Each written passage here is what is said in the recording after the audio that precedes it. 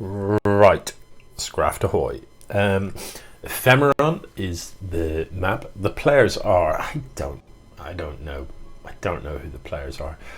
Colonel Panic and Extra MS are the players. But I'm not sure who it actually was that played. It might have been Ryan and Jake. It might have been. Anyway. Apparently Colonel Panic's already 1-3-0. No, that isn't what happened. No, not that. That's not what has happened either. Oh, good lord. There we go. Best of 3. And look, it's currently 0-0. So, normal things happening. Look, a nice normal game. There's a supply depot going down here. There's a pylon up here. 2 pylons? Maybe not so normal. Who knows what that's about? But anyway. Both of these players, as we can see, are building workers, and that is, that warms my heart to see that people in the early stages of the game are going about their business building workers. It's the right thing to do. It's a good thing to do. Our Terran player Exeter MS has gone with this reasonably early gas. That's not completely crazy. It's a pretty normal thing to do if you're going to get a Reaper out, perhaps. If you're not going to get a Reaper out, I wouldn't really bother with the early gases, Terran. But it's not crazy. Up here, the gateway comes down for Protoss. Most Protoss units require gas, and Protoss is pretty gas heavy, so more common to see the gas go down first things first for the Protoss. When you're a Terran, your basic unit, the Marine, doesn't require any gas, and it's a very versatile unit, so you can quite often delay gas for a little bit longer as Terran. But, anyway. Yes. I don't know what's happening here. It's been a long day and I'm not really sure what's going on. What am I supposed to be doing here? I'm supposed to be telling you about StarCraft or something. Is that what's happening? Yeah. Look, we've got a forge in production for our Protoss player. Neither of these players has done much in the way of scouting yet. Neither of them's really had a look about in their opponent's base. This triple racks would concern me if I scouted it. If I went across the map and saw, oh look, no expand, and 3 barracks building, what I would think to myself is somebody is coming at me with large numbers of Marines, and they're planning to do so reasonably early doors. If I walked into this Protoss base and I saw this, I'd think, Forge, no side core? Bit weird. Forge this early, but not a cannon rush? Okay. The lack of side core with no tech on the horizon, but stuff building out of the gateway, I think this is a little unusual. I don't mind a forge build. I don't mind an early forge to protect a really early expand. It's okay. Can be effective. A common build that you'll see from Protoss players is they'll go for this early forge and they'll build like just loads of cannons to protect themselves. Not bother with any units really, just loads of cannons everywhere. And then they'll tech up to air and just go for some sort of filthy carrier build or something like that. So this continues to look pretty scary. These 2 reactors mean that the barracks are going to build Marines 2 at a time.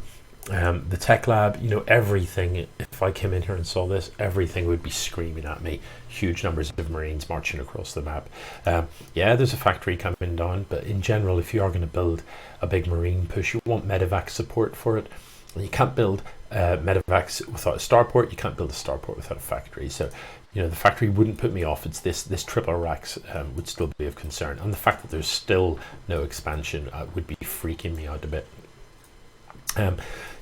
Lots of supply depots here at the front. I'm going to wall this area off pretty effectively. The expand does come down now, but now that these reactors have finished up, I sort of expected really to see Marine production start. And since these reactor racks can go 2 at a time, we'd have 5 Marines at a time coming out.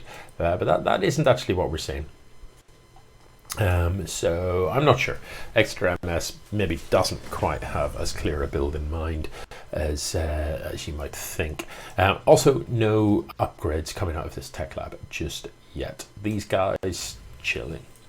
Just chilling. This one's like he's showing off. He's flexing there. There he is, little dude. Yeah, I see these, like, they do stuff like that. If you just leave them to their own devices, after a while, like, they just start flexing and stuff, because they're pretty weird. Anyway, yeah, good. As a little bit of admin, if you're sending me replays, it's really helpful if you rename them, and in particular, it's very useful to know which players are playing and also what order the games are in. So I have no idea whether this is the first game, the second game, the third game. Who knows? It's just a game. Maybe this is a decider. I just can't tell. Anyway, Extra MS finally going to do some scouting. Don't stop and shoot that. A Reaper isn't going to kill that. That's going to take... well, let's have a look at how long that's going to take. Look at the damage it's done already. It's caused some shield damage. No, that's not the point of Reapers. It's not to kill buildings. You want to be leaping into the base here. Leap. Can't get past this sort of pipeline. You want to have a good look around. Sees the forge. Sees that it's upgrading. Sees that the side core isn't. Maybe decides I can snipe this worker, and to be honest, you could, but don't stand still and let the guys with swords stab you. Don't do that. Had the Reaper got a slightly better look around, would have seen the extent of the gateway here. Saw 3 gateways, and at this stage, you wouldn't be at all surprised to see three gateways, I suppose. But you know that there's an expo up, so 3 gateways seems pretty normal. This many gateways, you'd be thinking, I wonder, and a forge upgrade going on. I'd be curious. Didn't see the robo, I don't think. Anyway, it's all academic. Is moving out. So siege tanks in the mix. A lot of Marines. This is, none too shabby an army. A couple of words I would say about it. This would be a much better army, a substantially better army, had Combat Shield been researched earlier. The one thing you want to look out for, if you click your army across the map, you don't want them turning up like this. You want your siege tanks to be supporting these guys. With the siege tanks in, oh no. With the siege tanks in the back, this is a very different fight. As it has turned out, you've allowed the Zealots to get on top of these Marines. You've sieged up kind of too late. The Zealots are going to close on these siege tanks, and siege tanks can't actually shoot stuff that's right up close to them. They can only shoot stuff that is far away when they're in siege mode. So a bit of a shambles, that fight, to be honest. It looked to me like Extra MS had a reasonable number of stuff. But having it all turn up piecemeal like that, that's the last thing you want.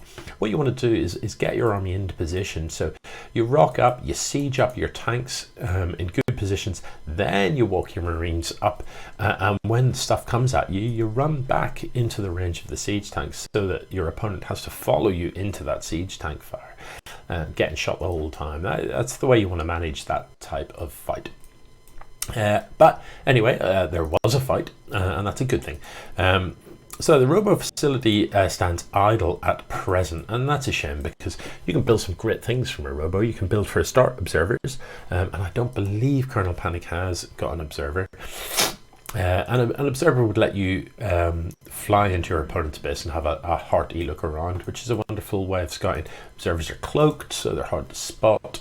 I've talked about observers before. If you're a Protoss, build observers. They're fantastic.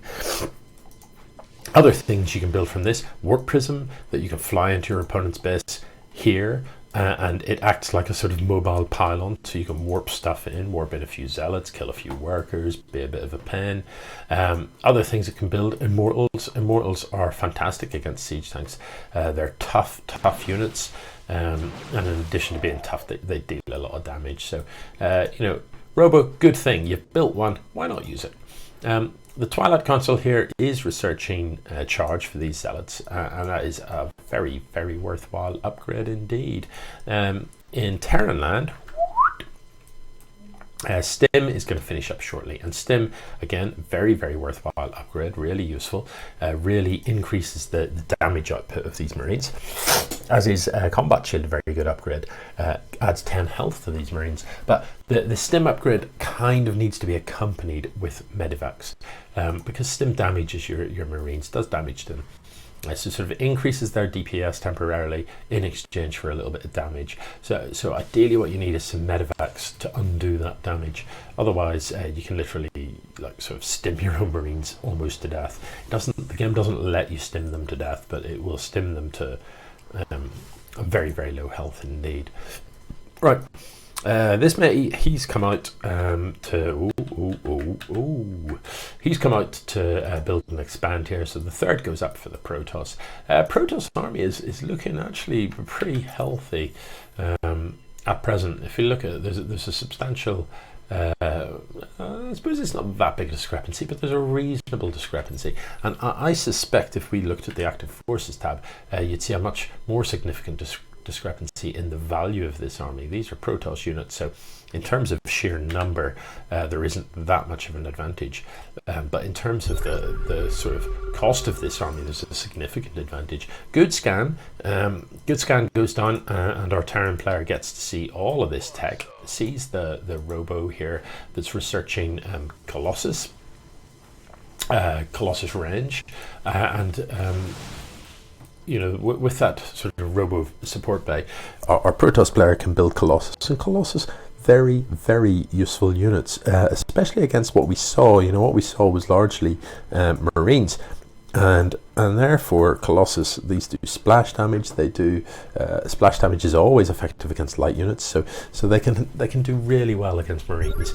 The only thing I'd say about using Colossus, you don't really need to micro them per se. You know, don't let them get to the front of your army. They have very long range, especially with this range upgrade done. So what you want is some stuff to stand in front of them so that your opponent's army can't get on top of your Colossus. You know, Colossus is expensive. They cost like 300, 200 or something around there. Really expensive units. And they've got a long build time. So what you want is to keep your Colossus alive. Now, right the way over here in Terran land, you can see this observer is in the mix here. So Colonel Panic has this view, gets to see all of his opponent's army, and that's a useful thing. You can, in the settings of StarCraft, you can enable or disable the ability to click an enemy unit. I always like to have it enabled. I know some players prefer not to have it enabled, so that if there's a battle or something, you can't accidentally sort of select enemy units. I like to have it enabled so that when you click on a unit, you can see when you're playing, you can see whether it's got upgrades, you can see how teched up that unit is, and that can be really useful for giving you an idea of what someone's doing. You know, if you see some Marines out on the map early doors and you click on one of them and it's got like a +1 weapons upgrade, that's a sure sign that your opponent is committing to Marines rather than any other sort of tech choice. And it also can help you decide whether or not you want to take a fight. If you see this many units, if these are completely unteched, you might fancy it. If these are 3-3, you might say, oh, holy crap, man, I need to run quite fast. So we are about to see some sort of fight here. There are 2 Colossus, and those Colossus can do a lot of damage. Look at the range on these bad boys. Oh, but don't walk them forward like that. Oh, that's hard. Oh man, I feel sick. No, that's miserable way to fight. No one wanted to see that happen. The Colossus need to stay back. They need to stay well back from these Marines. They outrange them by about half a screen. So, you know, there's no need for the Colossus to ever get within range of being shot by these Marines. This time the Terran did a much better engagement. You know, these siege tanks were sieged up in the back, so they were ready to do damage. And unfortunately our Protoss player just allowed the Colossus to walk to the front, which a short while ago was the very thing I was saying you don't want to do. Look how much damage this Colossus does to those Marines. You know, just incinerates, and that's even with medevac support. So really effective units, but you've got to keep them alive. You know, they cost so much. So looks like this. I'm not really sure why the Terran pulled back there, you know, but yeah, this one Colossus was putting some hurt on your Marines, but look, you know, you've got 4 siege tanks back here. You've got enough stuff. Just focused on the Colossus and win. I mean, I think at that point the Protoss literally had that one unit. You know, don't shy back from one unit, even if it is a pretty badass unit. You had about 20 Marines. Anyway, these siege tanks creeping forward now into good positions. This is a much more sensible way to attack. What you can do here is, you know, these siege tanks don't have vision up the ramp. So what you want to do is get them into these siege positions, and you can fly your medevacs forward to give them vision. Siege tanks can shoot further than they can see, so the vision range of different units is different. And actually the vision range of a siege tank is not as far as its gun can shoot. So you need units in position to spot for your siege tanks. Right, this bunch of units then sort of creeping forward, and this is normal for Terran play, to kind of leapfrog these siege tanks past each other. You know, move this one forward, siege it up, move this one forward, siege it up, move this one, and just kind of creep forward. Makes it really hard to attack into. But the 4 Colossus will just annihilate these Marines so quickly. That's savagery, isn't it? So all of the Marines go down, and more Marines running forward here. They're not going to last too long either. So 1 Colossus does fall, but look, there's a Colossus, 23 kills, 14 kills, 10 kills. You know, you don't want to be attacking into that many Colossus without some way of killing them. So how do you kill them? Well, remember they do really good, you know, because they do splash, they're really good against light units. So what you need is some armored units, more tech labs, and build some marauders. The marauders can withstand being shot by a Colossus much better than Marines, and they do that damage as well. So you know, more marauders in your army can really help you focus down the Colossus. The other thing you want to do is stim forward and target the Colossus. You know, so be right clicking on the Colossus, ignore the other stuff. You need to, because they're such heavy damage dealers, such expensive slow build units. They're what you want to be killing in your opponent's army. So those are some options, but the other even better option than that is to crank out some Vikings. Colossus are they're like War of the World tripods or something, you know. They're incredibly tall units, and as such they count as both ground units and air units. So weirdly, they're tall enough to just count as an air unit. That means they get shot by things like turrets, and they can be shot by Vikings. So and we do see Vikings in production now. So that our Terran player has very sensibly elected to build some Vikings to see these Colossus off. Not building anything out of this starport yet, but should be. Vikings have a long range. So what you want to do against the Protoss army is keep your Vikings back so that the Protoss stalkers can't shoot them. Where are the stalkers? Oh, good lord, there are no stalkers. So this Protoss army literally can't shoot up. There's nothing here that can shoot things in the air. So this number of Colossus will utterly decimate stuff on the ground. I mean, so savage. These Colossus, there's enough of them now. They'll be one-shotting Marines.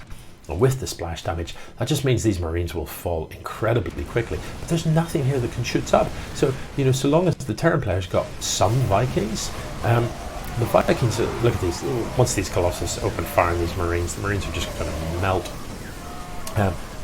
But as long as there's some Vikings, it is possible to clean this up. Now, it's whether or not the Terran can clean it up quickly enough. How many Vikings are there? 4. So the Vikings are going to go to work on the Colossus. Look, they focus that one down reasonably quickly. Second Colossus is going to go down. And that's only 4 Vikings, you know, so imagine what happens when you get to about the 10-12 Viking count and you're just one-shotting Colossus. It's such an effective way to deal with Colossus, really handy. These Colossus are essentially going to have to go home. Now, with that said, the Zealots can stay and do a lot of damage. And in fact recalls the Colossus home, which isn't crazy. The Zealots can stay and do a lot of damage because Vikings, you know, they can't shoot stuff on the ground without landing, and if they do land, they're not that good on the ground. So the Zealots would actually trade pretty well against them. But Protoss has decided to go home and bolster his army, hopefully with things that shoot up, but nothing at present. We're still building Zealots here, and that does confuse me a little bit, because you desperately need things that shoot up. The Templar Archives is a great shout. If we look at if we look at the bank here, Colonel Panic has a huge gas bank, and Templars cost a lot of gas. These Vikings give in chase because there's just nothing that can test them, so they are going to be able to just clean up all of these Colossus. I have no idea why these medevacs are here. Yeah, but you know, these stalkers queued up. I mean, Protoss player, what you needed is way earlier in the game. You needed to research warp kits so that you could just warp in stalkers immediately to deal with this. You know, you only need a few stalkers here. You've just lost thousands worth of Colossus, and that is really, really painful. You know, so that buys the Terran enough time to kind of regroup. But actually, like, look what's going on in the Terran base. Very little, not much mining. So finally this stalker comes out, but I was talking about the Templar archives. They allow Templars. Templars cost, I'm going to say 50 minerals and like 150 gas or something. So they're very gas heavy units. They can do Storm, which is great, but you can also turn them into Archons. Oh no, but these are just kind of focused on the pylon, and that is one pylon power in all of those is a bit painful. So turn the Templars into Archons, and Archons do a lot of damage to the air, and they do splash damage in the air as well, which is pretty boss. So Archons are a really good choice. Meanwhile, the Protoss decides, well, if the Vikings are in my base, I'll just send all of my stuff across to the other base, and it's a good decision. You know, there could be a base trade set up here, and obviously base trades against Terran are iffy because they can fly their buildings. All these buildings lifting off means that, you know, there's nothing here that can shoot up. It's a problem. The problem for the Protoss, meanwhile, you know, might have to send some stuff home. The problem here is you can't build anything. Now, there are Immortals are going to come out of these robos, and the Immortals will trade pretty well here, but, you know, that's quite a few Vikings, so we're able to focus on the Immortal fairly quickly. Look, a little bit of focus fire would really help here, because this Immortal has changed which oh no, it's changed which, keeps changing its mind about which Viking it's shooting. And as a result, we've got like several Vikings that are hurt but not dead. Had that Immortal been managed a little bit, it could have just pop, and those would be 3 dead Vikings. Anyway, these pylons are going to finish up, and hopefully we'll get some Templars out here or something to clean this up. This one stalker on its own might be able to get something done because so many of these are weakened. Does need to focus down the one with the low health though. This Templar should not be here. You, my friend, are just going to die. Templars can shoot, but not really. Meanwhile, Terran flying buildings away all over the show. You know, once it gets to you're flying your buildings about the map stage of things, you just always think, oh, come on, let's not be salty about it. But anyway, maybe the Terran is overestimating the amount of damage done to the Protoss. I mean, there's still a mining base here. Don't know what's going on in that gas. You know, so even if you've killed all this stuff, you have to imagine that the Protoss is furiously rebuilding somewhere else. You know, as it turns out, he isn't. But you'd have to expect that was happening. And so flying your buildings about is probably unlikely to yield results. If I'm the Protoss right now, I'm throwing down a Stargate. I'm, you know, chuck down a Stargate just so that I can like chase these flying buildings so that the Terran can't just, you know, continually play cat and mouse and be a bit annoying. The other thing you need to do, you know, you've wrecked your opponent's base. You know that you have. So spread this stuff out. What's it doing here? At most, your opponent is going to turn up with like a Viking or two for a bit of light harass. So, you know, by all means, leave a couple of units at home to deal with that. But the rest of these units, get them out circulating on the map. What you want to do, you know, these zealots and stuff, you want to be sort of patrol, shift clicking, patrol around these mineral patches to make sure that your opponent can't land and re-establish himself. So some workers moving out, but I'd like to see this army out and about on the map. And as I said, I'd like to see the Stargate so that you can just fly about and find this stuff. Now, as it turns out, this observer is parked on top of this, so the Protoss knows exactly where his opponent is. With that in mind, a little curious as to why he isn't on his way to kill. Just, you know, go forth and kill, end it. Kill these. You know where he is. Go and kill him. You know that's like he's mining with 5 workers. He's got no units. Please go and kill him. Please. Look at the army. look at the massive army you've got. Why are we parked at home here? Come on. Let's get this thing done. You know what I mean? So there's some long-range mining going on here. You know, whatever. But okay, finally. Yep. So, I mean, this army will make very short work of all this stuff. You know, maybe the Terran decides to fly about for a little bit more cat and mouse. Get the Archons underneath this, and they should be able to set fire to it. And once this building's on fire, it's going to burn down. As it turns out, gets shot. So there's another barracks over here. Not that it matters. Extra MS will be unable to build any units. He no longer has any workers, so he can't build any supply depots. And as a result, with no command center and no supply depots, he can't actually build any units. And since he has no workers, can't build any supply depots. So having those buildings on the map is useless. So at this stage, the Terran still being in the game is just entirely some sort of saltiness or something. I don't really know why they're still here and flying these buildings about. It's just kind of mildly irritating. But, you know, who knows? They might still win. So, yeah, I agree. It is fairly salty. I mean, this is just... Okay, there's the Void Ray at last. And there's some sort of GG, and it's all over. So, game 1 maybe goes to Colonel Panic.